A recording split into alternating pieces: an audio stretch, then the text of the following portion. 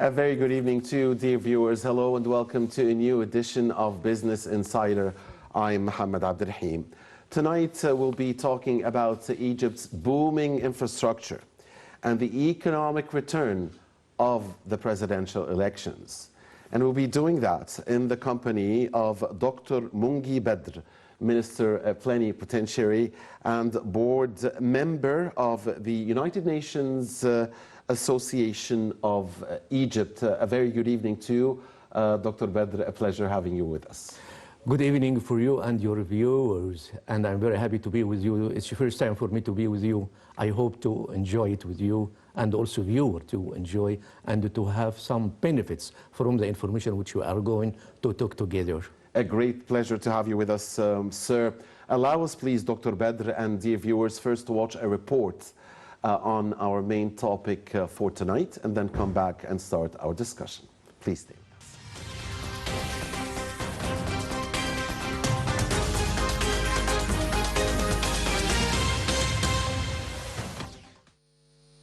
Egypt is leading the world in developing strategies to create sustainable green infrastructure. Crucially, it is doing this by encouraging inward investment with partners to ensure these green infrastructure ambitions can be realized at pace. This is not happening by accident. It has been brought about by decisive leadership and an inspired approach to public or private partnerships, particularly Egypt's energy diversification plan, known as the 2035 Integrated Sustainable Energy Strategy. As Egypt hosted COP27 in Sharm el-Sheikh last year, renewable energy generation was a key component of its planning for green infrastructure. While renewable energy is an essential part of Egypt's green infrastructure strategy, concerted efforts at greening national spending have played a prominent role. A major goal of Egypt's environment sustainability criteria introduced in 2019 is ensuring that 15% of government investment goes to green projects, rising to 50% by 2025. President Abdel Fattah el-Sisi has said the country has exerted great efforts over the past 8 years to bridge the huge infrastructure gap and maintain basic level services across all sectors. El-Sisi's remarks were part of the speech delivered at the 8th annual meeting of the Asian Infrastructure Investment Bank, which was in Sharm el-Sheikh. The president stated that to bridge the gap in its infrastructure, Egypt had two options.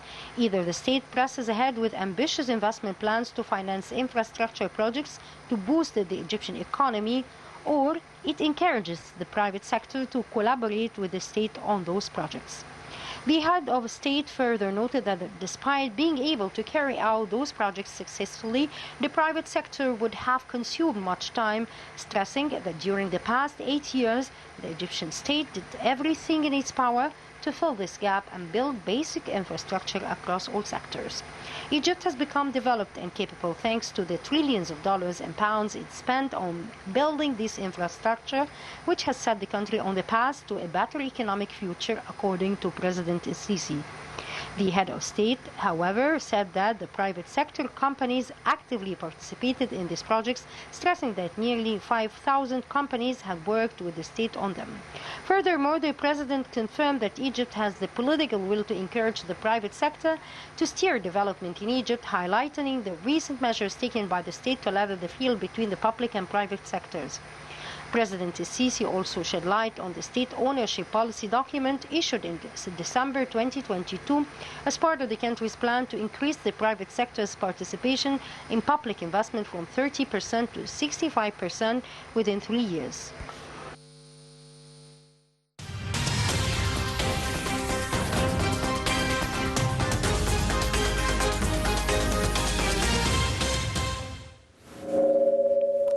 Welcome back. Thank you very much, Abir Hussein and Rasha Abdelhamid, for this report.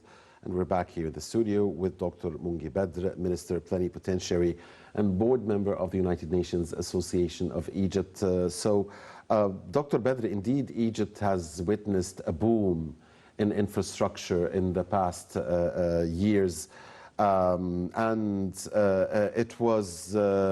It is something that creates jobs. It is something that increases GDP growth. It's something that will live for generations, not just us, but the future generations. So could you tell us about the importance, indeed, of that and the economic return of that? In fact, since 2014, we have a new economic policies and also environmental. So since we have an agreement with IMF 2016, we start to make restructuring for economic, for Egyptian economy. What we did, number one, we transfer from service economy to productive economy. What I mean by that, before we depend on service sector, just from tourism, insurance, transfer of Egyptian employers outside. So for service sectors, the return of this sector is very quick and very profitable. But the problem, if you have any problem inside or regionally or internationally, it will affect your economy very bad. So the first step to make restructuring for Egyptian economy. What I mean by that, to depend on agriculture and industry. For agriculture, we followed the policy of reclamation, and we increased the land by around 5 million hectares. How about industry? We concentrate in two kind of industry. Number one, industry which attract or absorb a big number of employers to reduce unemployment rate, which now it's 7%, and it's a very good rate. This number one. Number two, we stress on industries which have high added value. What's this kind of industries? Number one, it's chemical industry, engineering industry, green industry, and also IT industry. More above, it's AI, artificial intelligence industry. This kind of industries, the return is very high. And in the meantime, it needs unique brain. And also it depends on youth. So this is the turn of youth, Egyptian youth, to compete other youth from India, China, Europe, States. So this what we did starting from our agreement with IMF on 2016. We continue in this kind of policy till we reach Corona problem. This Corona, unfortunately, it's reduce our speed. But Egypt's economy was resilient during the coronavirus pandemic. Yeah. It was more resilient than many other economies. That's right. But what happened at that time? The reduction of the speed of the growth, yes. You use the gains which you did during 4 years to overcome the problems of Corona. Just we start the factors to big booming again and to produce. And we have on 24 of February, that the invasion of Russia to Ukraine. 2022. Yes, 2022. And this affect not only Egyptian economy, but it's worldwide. Absolutely. So what it means by this, that what I can say exactly that my country, it has two wings of its policy. Just to overcome terrorism and also to have developed economy. This is number one.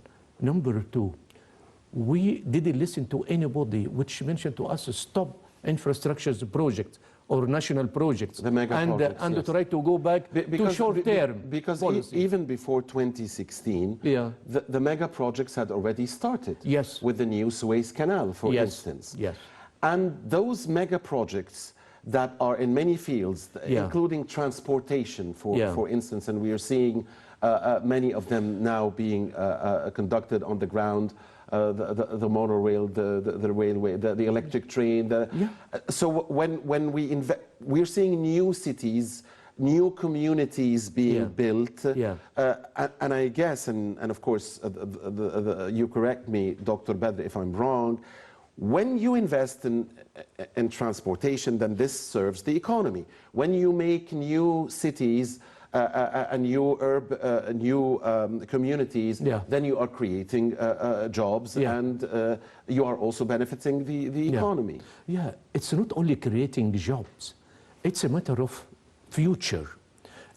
Because we understand that futures, we need kind of industries, which I mentioned to you before. We concentrate added value on in high added value. This number one. And also we concentrate on future industries like green hydrogen, green ammonia, AI, as you mentioned. AI, artificial intelligence, IT, information technology. All of this kind of industries, we can copy the experience from India or from China. Yeah, they choose group of youth, they well-trained, and they leave it to understand the most latest technology of IT and AI. And they succeeded. For example, India, they start to export IT. How much? $50,000 only the first year. Last year, India export IT $150 billion. Can you imagine? So this it's a very rapid industry, added value, it's very high.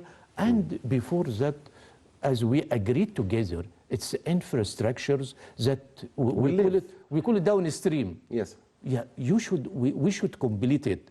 Egypt doesn't complete 100% of infrastructure. We still need 1 or 2 years more. So our word to our decision makers that please continue to complete 100% of infrastructure. Because what we are building, we are building for the future. Because this will live for generations and generations, Yes, what yes. we have done now. So we are going to bear the fruit of this infrastructure along the years as you go. So that's why we don't want to listen to some people who mention enough mega project. No, it's not enough. We start and we should complete our way for infrastructure. Because of what? We have learned from the experience from Far East. What they mention? They mention that infrastructure, it has many dimensions for economic development. And there is no stability without agriculture. And there is no wealth without industry.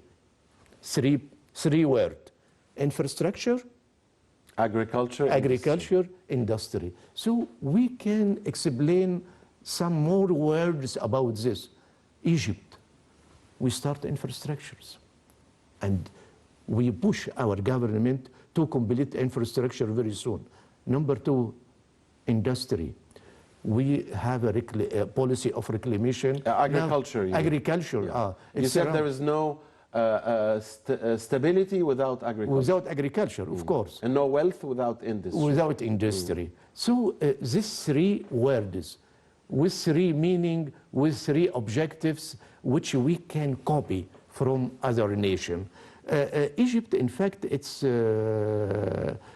applied all these three words. Copy and modify it according to our culture. situation, and our needs and our goals. Yes, you are right. You are right. We should copy something from other countries to be matching with our culture. Because, Dr. Badr, I guess they are not three different things. I mean, they integrate with each other, right? All within a vision. Yeah. Or within a state vision. Yes, yes. So we saw for 3 days, Sunday, Monday, and Tuesday, Egyptians flocking to polling stations in a healthy democratic process to choose a new president for the next 6 years, for a new 6-year term. Of course, the official results will be announced on the 18th of December, this upcoming Monday, and the new term will start on the 3rd of April, 2024. Many say that the Egyptians, we saw a celebratory mood. We saw a good turnout. We saw women dominating. We saw the elderly. And many say that, Egyptians went out there in this celebratory mood, but at the same time, they went because they felt a responsibility to choose Yeah. the future in light of the challenges that you had mentioned earlier. Yes, You were mentioning what happened during the Corona pandemic, Yeah. the Russia-Ukraine war. Now we have the Gaza. situation in Gaza, the Yeah, barbaric Gaza's Israeli terrible. aggression that has killed and injured tens of thousands of Palestinians, mostly civilians and mostly women and children, and how this threatens the national security of Egypt, that has made it clear that transferring Palestinians into Egypt is a red line. Yeah, yeah.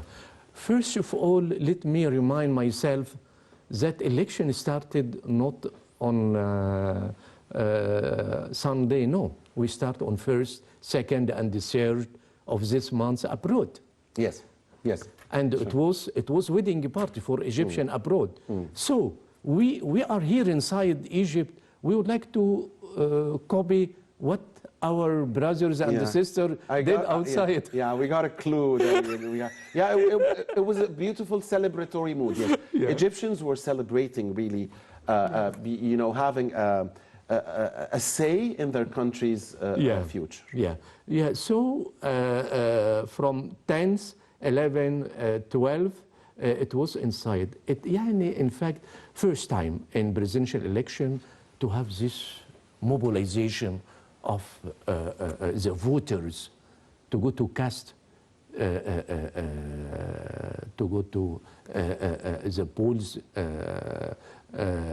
committees and to choose. This is number one. Number two, what's the role of women, as you mentioned? A very good turnout by women.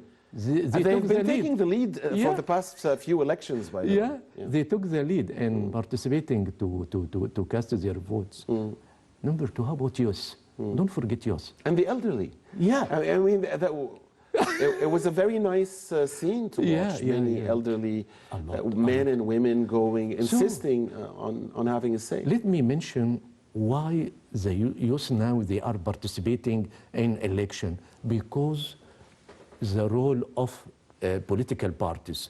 In fact, the political parties, each party, it has a few youth or many youth, and they participate in organizing and pushing the voters to go to the committees. This is number one. Number two, would you think that it's a matter of transfer of the structure of voters changing from family to political parties? Yes, it's a sign. And also, some people mentioned that Egyptian youth already draw or design something very special to Egypt. What you call it's epic Egyptian, something like that. And is it a matter of changing the system of polling in Egypt? It could be. Now, political parties, in fact, succeeds to mobilize a lot of people. Would you think as a representative election or Senate election, can we use the same policy? This we can. We saw a lot of youth volunteers. Yeah. That was also a nice scene to watch. The youth volunteers helping in the organization and helping the elderly as well. Yeah, but I should say that each youth, they encourage the candidate of their parties, because there were four candidates. Yes. And also we can mention the sense of responsibility, Dr. Badr. Yes. I can say what election means to me and to you and to Egyptian. In fact, it's the choosing of next president, and also it's a referendum on the achievement of the current president. Also, it's a mandate for the future in economic and in security matters, and also it's a message to regional and international parties that Egypt now, it's a key player in the Middle East. And important, Egypt has always been a key player, and will always be a key player. And also our role now is increasing, in fact. And also we are active player for the new world order. Now we are moving from one side to a multipolar system. So this Egypt is playing a very good role. Also, it's a message for our youth, our young people, that we are moving from a period to another period. Which competition? My message to you is that after election, after the announce of the result of the election, I'm going to request you to compete inside Egypt and also to outside Egypt. Because of what? As we mentioned before, that we are concentrated on industry for future. And the industry for future, it means that you are going to compete with Indian youth, Chinese, European, American. So my point, are you ready to compete internationally? I think from my experience, and I worked in many embassies abroad, that our people, our youth, they can compete under one condition. You should have a system, how to gather them, how to attract them, how to facilitate any obstacles in front of them, how to increase the belonging for Egypt. And yeah, I'm very optimistic about the future of Egypt, about the future of Egyptian economy, because we already read, you and most of your viewers read, that IMF and many associations expect for Egyptian economy 2030 to be one of the tops internationally. And also 2015, means after more than 20 years. 2050. Inshallah, we will be in very unique situation economically. Also, I would like to add another point, that we request from the president many things. So we can ask, what president need from Egyptian society? In fact, yeah, we can mention that need to be a little bit more patient about mega project. We need to listen to what our official people mention. Don't listen to social media. Number 3, nobody built your home except you. You should build it. Number 4, Egypt, it's a very unique situation and unique position. But around Egypt, what we can mention to them, it's unstable countries. There are a lot of a lot of rights, challenges, and you have the situation in Gaza on the east. Yeah. You have the situation in Sudan in the south. Yeah. And you have the situation in Libya in the west. Unfortunately, yeah. So, but I want. So if we stay with the economic challenges, Dr. Badr, because everybody agrees, you know, that there are economic challenges. Yeah. So the infrastructure, yes, will definitely be good for the future generations. And Egyptians are now waiting to bear the fruit of, you know, of the money that has been poured into the infrastructure that helps, as you said, industry and agriculture. And even service sector. And the service sector. Yeah. And that creates jobs.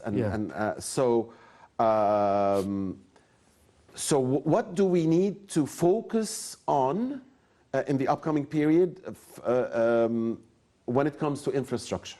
Yeah. Number 1, to complete mega projects. Number 1. Number 2, to go to youth sector and to encourage them. Number 3, we have association for civil society and also association for businessmen and the association for merchant. We would like to develop this kind of association. Because of what? Because of that challenge. Number 3, we need from our government to control inflation. In fact, inflation now, it's destroy all the result, most of the return from economic reform policy. So some economists mention that controlling inflation, it has the first priority. And exchange rate, second priority. What I can notice of Central Bank of Egypt, that they would like to control exchange rate. No, control inflation first, and number two, exchange rate.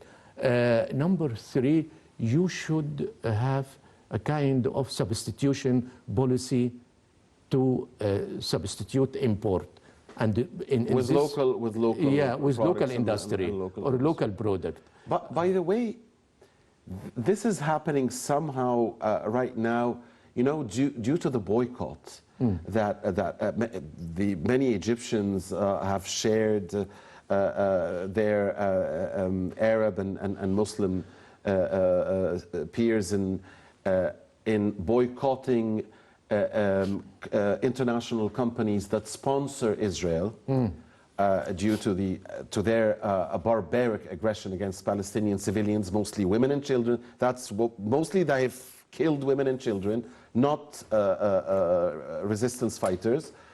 So due to the boycott, we have seen now, we saw in the past couple of months, I think, Dr. Badr, a lot of Egyptian products, a lot of Egyptian companies that are selling more now because we as Egyptians have boycotted the other brands that support Israel. I'm going to catch this point and to mention that we want to capitalize on it.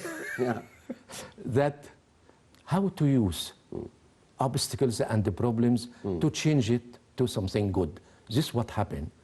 We use the obstacles coming from the war between Ukraine and Russia, and we start to encourage our local industry. And also for boycott, I don't want to mention this because these companies, they are working in Egyptian land, and I don't encourage this kind of boycott. But everybody is free. It's free to apply. Absolutely, Everybody absolutely. But and at the end of the day, it helps the Made in Egypt. Yeah. Because we should, I guess all of us should root together for the Made in Egypt. So this boycott is actually helping the Made in Egypt products. Not by boycotting, no. There are many ways. Okay. But as you said, everyone is free to to boycott or not to boycott. Yeah. So also we can mention that how to maximize the money which we spent in infrastructure. Can you imagine how much we spent for infrastructure? 10 trillion Egyptian pound. 10 trillion, it means 100,000 billion. Yes. Okay. And how much we spent for Sinai? 1 billion, around 1 billion. So we have a new policy to develop East Sinai and also to develop West العلمين الجديدة. Yes. Yeah.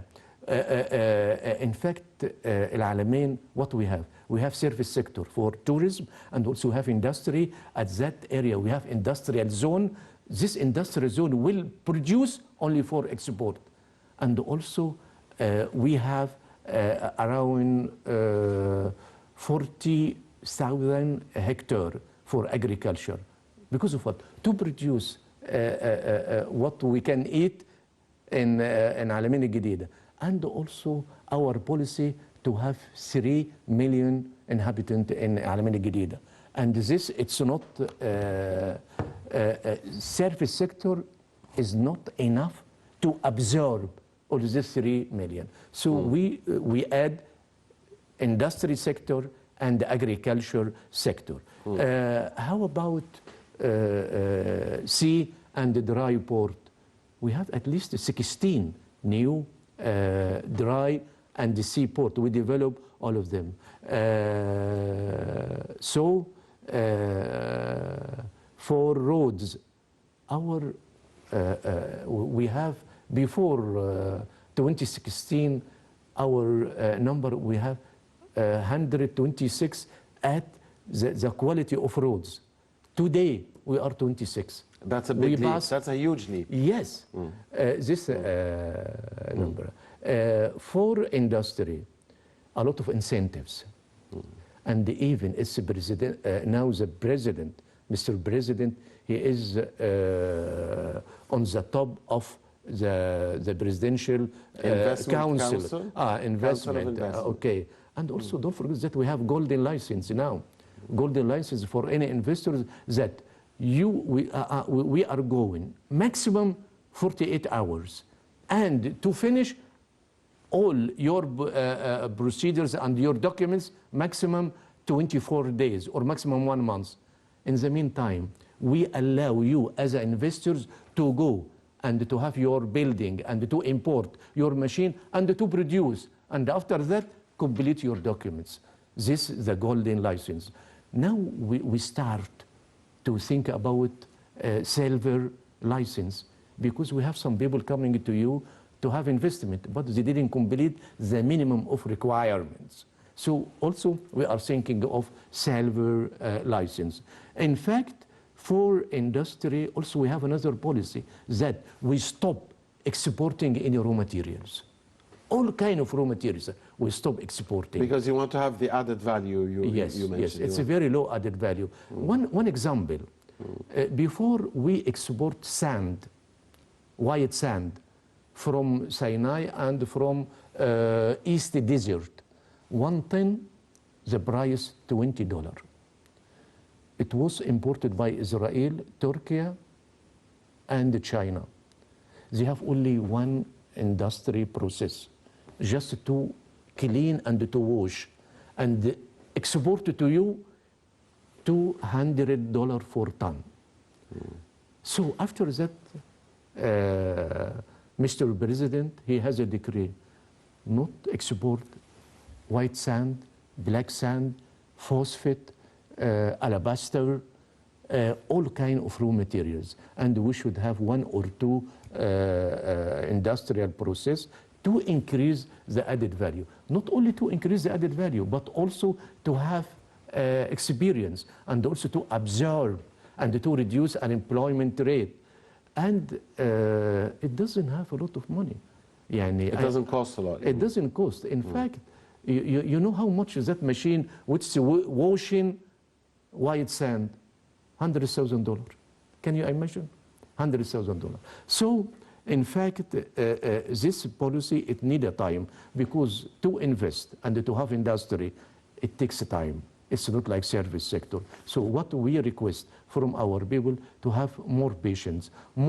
I can mention that 80% from all these projects are for the new generation, for my son, for my daughter, and your son and your daughter. So,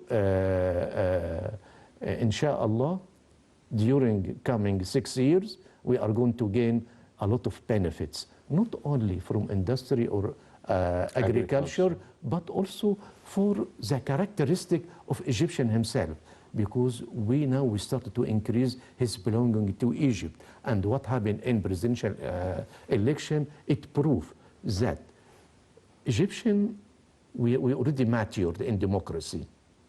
So forget what we listened in the past, that we are not matching for, no. Now we are matching for the democracy, and also our youth can apply all the procedures of democracy, and the coming election for senates or representative, we can apply a new system, and we can push a new generation.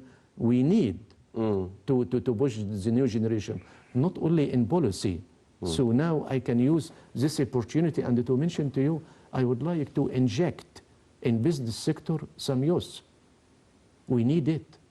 We would like to crack. They have the most creative and innovative ideas by nature, by the way. That's why my request to inject young in business sector through training course, like what we did with parties and young belong to presidential initiative, to have a balance between political training and economic training. We need it. This is what happened in Turkey, what happened in India, what happened in China.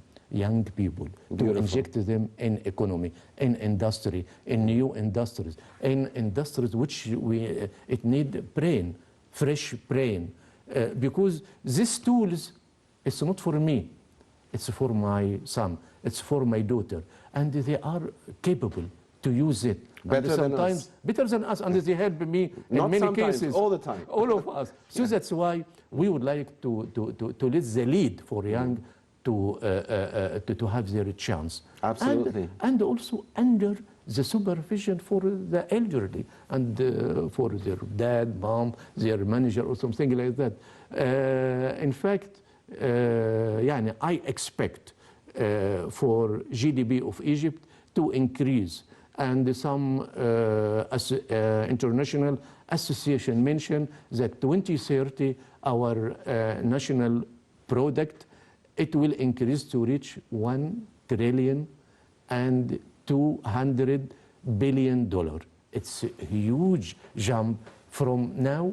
We are 465 billion. That's almost a triple. Yeah. Almost a triple. Yeah. Because of what? As you mentioned, infrastructure. The infrastructure. Yeah. Because of that. The smart use of infrastructure, and you said focus on industry, focus on artificial intelligence, on IT, on agriculture. And on this beautiful, optimistic note, Dr. Badr and dear viewers, allow us to end this episode of Business Insider. It's been a great pleasure having you with us, Dr. Mongy Badr, the Minister Plenipotentiary and the board member of the United Nations Association of Egypt, and we hope to see you again. And thank you for, encouraging the youth and being a voice for the youth. And women, Egyptian women, don't forget women, Egyptian women. And in fact, I thank you very much. It's a very sensitive point or subjects to make link between economy and the election. And it's a very important point. And we hope for the coming days to have I don't know, new government or new Senate or representative. Yes. I don't know what You want will the come. youth to be there, the youth to be in the politics, in the economy. Both of them, I'm sure everybody will agree with you, Dr. Badr. Again, on that beautiful, optimistic note, whenever we talk about youth, it's something that brings hope. Thank you very much, Dr. Mongy Badr, Minister Plenipotentiary, board member of the United Nations Association of Egypt. Thank you very much for you and for your viewers. Thank you. Thank you. And thank you, dear viewers, for watching Business Insider. Next week, same time, inshallah, is a new episode. Goodbye.